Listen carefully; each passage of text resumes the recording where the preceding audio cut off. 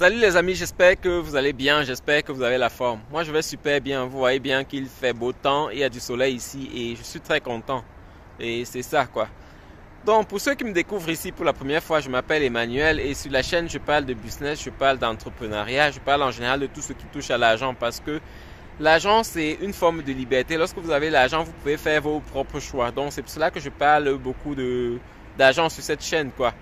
Et aussi, je parle de l'immigration aux États-Unis parce que c'est aussi un pays où on peut se faire beaucoup d'argent. C'est le pays du business en général. Donc, je parle des États-Unis parce que moi aussi, je réside aux États-Unis. Donc, j'essaie de partager mon expérience. J'essaie de partager ce qui rend les États-Unis différents des autres pays, quoi. C'est un peu ce que je fais sur cette chaîne. Alors, si les sujets t'intéressent, n'hésite pas de t'abonner à cette chaîne et aussi de cliquer sur la cloche de notification pour être notifié chaque fois que je publie de nouvelles vidéos. Et lorsque je publie des vidéos pareilles, si le contenu t'apporte quelque chose de plus, n'hésite pas de me laisser le pouce bleu parce que le pouce bleu permet à la chaîne de grandir, le pouce bleu m'encourage et me permet de produire davantage de vidéos. Donc, c'est un peu comme ça que tu peux faire pour m'encourager. Merci d'avance. Alors, aujourd'hui, on va parler encore d'immigration, immigration aux États-Unis. Vous savez qu'il y a plusieurs moyens pour immigrer aux États-Unis et parmi les moyens, il y a la fameuse DV-loterie. Donc, c'est de ça que je voudrais qu'on parle aujourd'hui. Et je vais parler aussi de d'autres points, d'autres moyens pour obtenir la green card. Parce qu'il n'y a pas que la DV-loterie pour obtenir la green card. Il y a d'autres moyens aussi pour obtenir la green card. C'est un peu ça. En général, lorsque vous demandez le visa, il faut savoir que le visa, lorsque vous demandez un visa de résident permanent, c'est différent d'un visa touriste. Parce que avec un visa touriste, vous êtes passager. Donc vous êtes là pour une certaine période et après cette période vous êtes censé rentrer. C'est vrai qu'il y a des gens qui viennent, ne rentrent pas, mais normalement le visa touriste c'est juste pour faire du tourisme et rentrer après. Donc lorsque vous demandez un visa touriste, les documents qu'on vous demande d'apporter, c'est pas la même chose qu'on vous demande d'apporter lorsque vous demandez la green card quoi. Lorsque vous venez pour une résidence permanente aux États-Unis.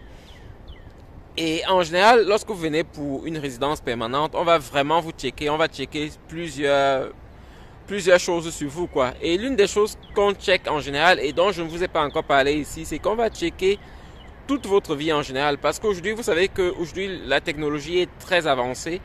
Et on peut checker tout. On vous demande déjà d'inscrire les réseaux sociaux que vous utilisez, de mettre vos codes ou bien de mettre vos identifiants. Donc, si vous avez une page, par exemple, YouTube comme moi, j'ai ici, vous êtes obligé de mettre que vous avez une page YouTube et vous allez mettre le nom de votre page. Si vous utilisez aussi Facebook ou bien les autres réseaux sociaux, on vous demande de mettre tout ça et de mettre le nom, du moins le nom de votre réseau social, quoi. Votre nom, le nom de votre profil sur les réseaux sociaux, quoi. C'est un peu comme ça. Et avec ça, on peut checker un peu sur vous.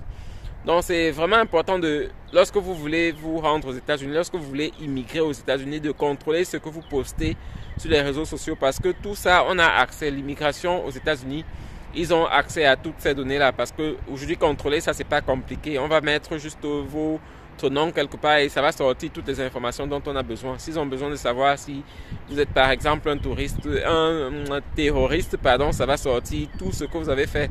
En général, tous les posts que vous avez déjà fait sur les réseaux sociaux, sur votre page, on va pouvoir avoir accès à ça. Donc, c'est important lorsque vous voulez immigrer aux États-Unis de ne pas poster n'importe quoi.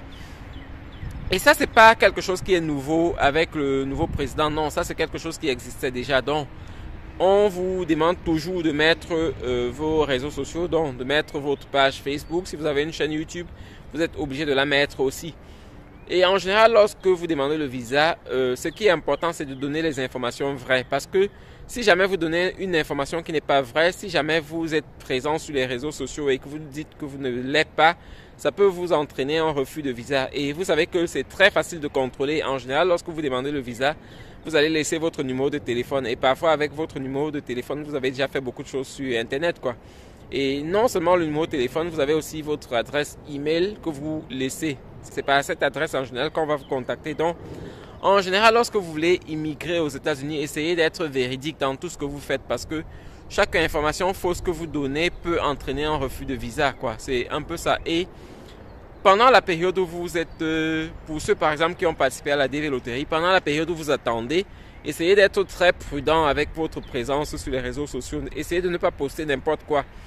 Aujourd'hui, avec le nouveau président, il y a aussi beaucoup de restrictions. Il y a beaucoup de gens qui se sont fait suspendre. Il y a même un chercheur qui s'est fait arrêter aux États-Unis lorsqu'il voulait entrer aux États-Unis parce qu'il a partagé des choses qui ne passaient pas avec les États-Unis, quoi, des choses qui ne...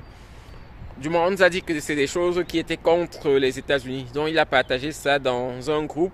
Ça, c'est dans un groupe simple comme ça, mais on a pu avoir accès à ça et on l'a empêché d'entrer aux États-Unis. Non seulement on l'a empêché d'entrer aux États-Unis, mais on l'a arrêté et il a fait quelques jours de cellule avant d'être renvoyé. C'était un monsieur qui venait d'Allemagne, quoi. Donc, c'est un peu comme ça que ça se passe en général. Lorsque vous voulez immigrer de façon permanente, on va vous contrôler vraiment parce que lorsque vous venez ici aux États-Unis, si vous ne commettez pas de cas graves, on ne pourra plus vous enlever cette résidence permanente. Une résidence permanente, c'est quelque chose presque définitif, quoi.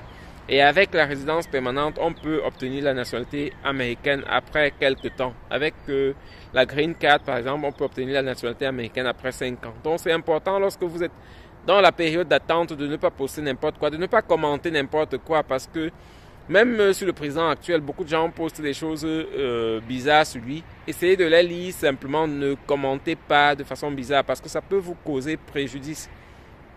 Lorsque je vais dire ça, certaines personnes vont me dire que non, c'est pas vrai.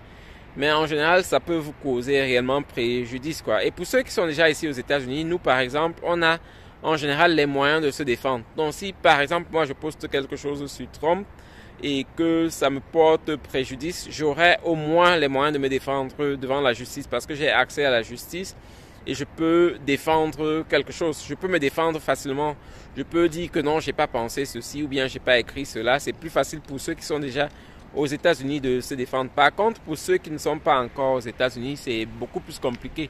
Et après même, lorsqu'on vous refuse le visa, on n'est pas obligé de vous dire exactement pourquoi on vous a refusé le visa. On n'est pas obligé de vous dire que c'est à cause d'un poste ou bien de quelque chose comme ça que vous avez laissé quelque part. Donc en général, on peut vous dire quelque chose d'autre et vous refusez quand même le visa. Donc ça, c'est très important lorsque vous êtes dans la période d'attente de ne pas poster n'importe quoi, de ne pas commenter n'importe quelle vidéo. Et si vous commentez, soyez en général très prudent avec vos propos. C'est un peu ça. C'est ce que je voulais partager avec vous dans cette vidéo.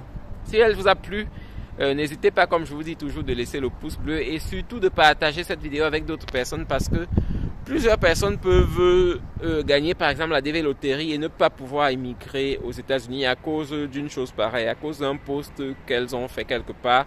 Ça peut être sur YouTube, ça peut être sur TikTok, ça peut être sur Facebook. Il faut être très prudent lorsque vous voulez immigrer aux États-Unis. Et vous savez que les États-Unis, c'est un pays très intéressant. C'est un pays de business. Pour ceux qui aiment le business, c'est le pays où il faut être. Pour ceux qui aiment l'argent, c'est le pays où il faut être.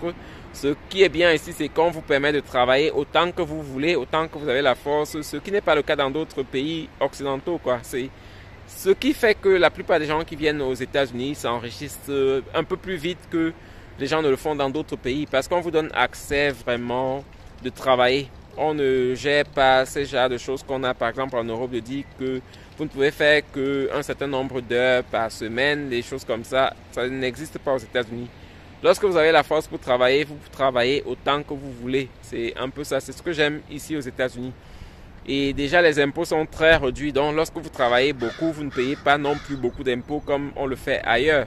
Et c'est ça qui fait que les gens vraiment ici parviennent à gravir de grands échelons. Donc, c'est ce que j'aime ici aux États-Unis. En tout cas, je pense que je suis arrivé à la fin de cette vidéo. Partagez-la, comme je vous ai dit. On se revoit dans de nouvelles vidéos. Bonne journée à vous. Bye.